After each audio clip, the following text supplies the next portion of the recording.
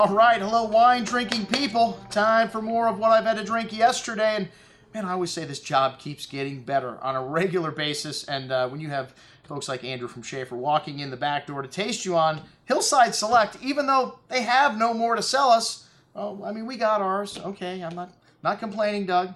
You guys always take care of us. 2 6-packs? Really? Anyways, I know, I got 100 points. We just want some Magnums, man. Can we get a few Magnums? It doesn't hurt to ask. But the 2010, absolutely phenomenal. 100-point wine, so the demand has got to be crazy for this one. They do make 2,500 cases, so for a cult wine, it's one of the larger production, you know, of all the cult wines, but still, that's not a lot to go around, especially when you got 100 points, I don't know, 3, 4 times now. Well, congratulations. The wine of the year for the Shiraz in 2010 and the Wine Spectator, and everything these guys make is outstanding. They started in the 70s, and, you know, that was... there was no one really in the Stag's Leap District at that time. I didn't even know if there was a Stag's Leap District at that time. But John was one of the first people to see the potential there. Well, Warren Winarski was there definitely with Stag's Leap Winery, Stag's Leap Wine Cellars, rather. And, you know, the one thing that they didn't make up to par with their other wines was Chardonnay. And Doug was making the wine at first. He went to UC Davis. He knows how to make wine. But maybe not as good as Elias Fernandez, the winemaker they hired to replace Doug. Well, they didn't replace Doug. He became...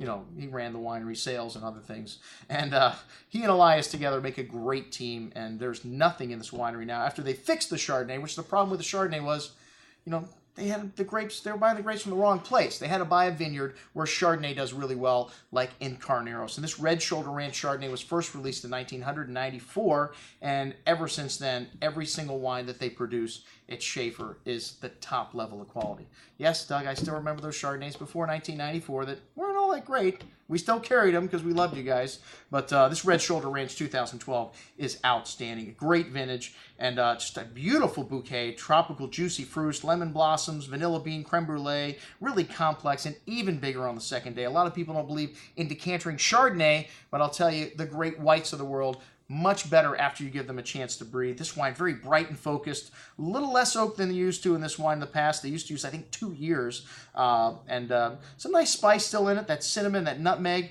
and a firm hand of acidity, something this wine has always had. It ages very well. We showed the 2003 vintage at our California cult tasting this year, and it was outstanding. Better than the Marcassin on that night, and, well, a fraction of the cost of Marcassin. It's still in the $50, $60 price range. The Merlot here, which is 7% Cabernet Sauvignon, 6% Malbec, 2012, an outstanding vintage for reds as well. This wine's 15.1% alcohol. Hoo-ah!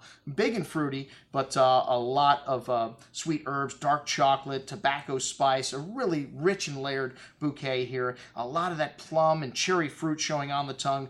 The Merlot produces a smooth and silky texture, less tannins than Cabernet, or smoother tannins, but has wonderful freshness, which is why it ages. It has great acidity, and this wine, big, but still balanced and needs a little bit of time. I would give this wine 5 to 7 years easily in your cellar. It'll probably last 10 to 15 or more. The 2012 1.5 Cabernet, really big and rich and juicy Cabernet, bouquet of cassis, black cherry liqueur-like fruit, toasty oak spice, that chocolate, that tobacco, the vanilla, a whopping 15.5% alcohol. Whew, don't hate me because I'm alcoholic, but I mean, this 2012s are ripe and juicy and very drinkable. I mean, a lot of that rich, dark cassis berry fruit showing really nice right now. I don't know if you need to keep this wine because it is drinking beautifully right now, especially on the second day. If you open it up for a couple hours, this wine really sings, but it will last a decade or more easily in your cellar. Most excellent juice. I got my rating on this the second day.